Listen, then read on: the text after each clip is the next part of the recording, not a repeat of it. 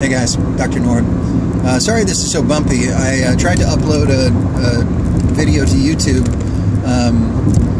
and using their little, their little program that kind of smooths things out, but it makes it look really weird. So I think I'm just going to have to deal with the bumpiness in this video. So apologies.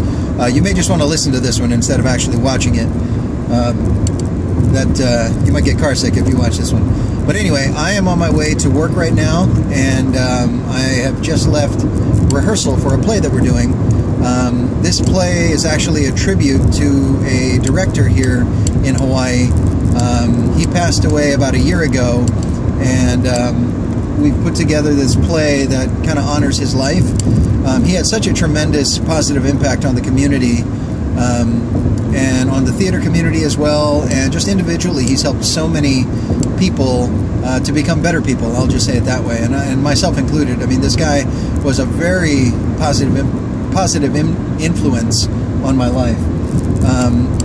In the theater world, or when you do theater, there's a lot of positive side effects. There's it teaches self-confidence, it teaches teamwork, it teaches responsibility, a lot of things like that just go along with being in the theater world.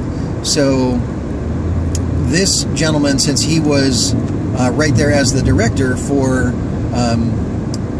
a lot of people in their first, their first step into the theater world, he was in a position to really be a positive influence on a lot of people.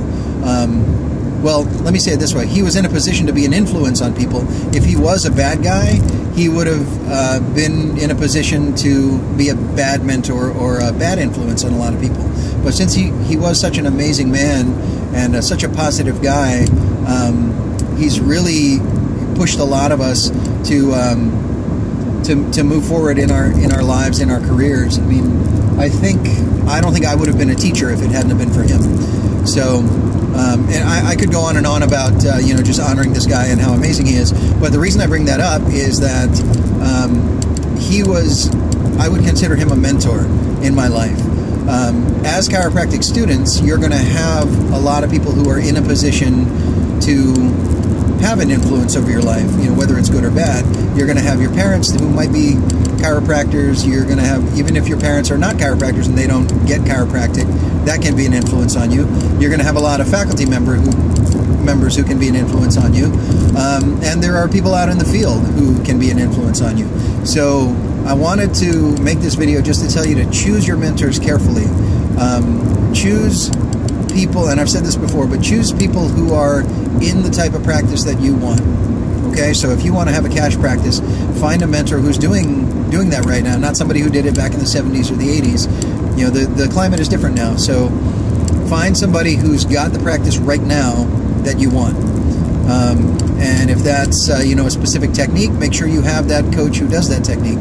If it's like I said, a cash practice or a pediatric practice or a sports practice, whatever it is, try to find those mentors.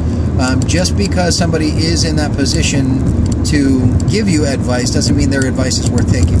So when you choose who is going to be your coach and who is going to be your mentor, I would just encourage you to look at those things. Look at the integrity of that person, look at the track record of that person, and make sure that their advice will push you in the right direction. So again, I want to give props to Ron Bright, who was the director that we're honoring.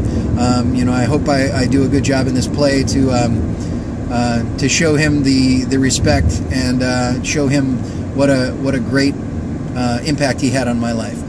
So if you have any questions, leave them below. And if you're struggling trying to find a mentor or something like that, please reach out to me, and I might be able to put you in touch with the right person. Okay? So like I said, if you have any questions, let me know, and I'll talk to you soon.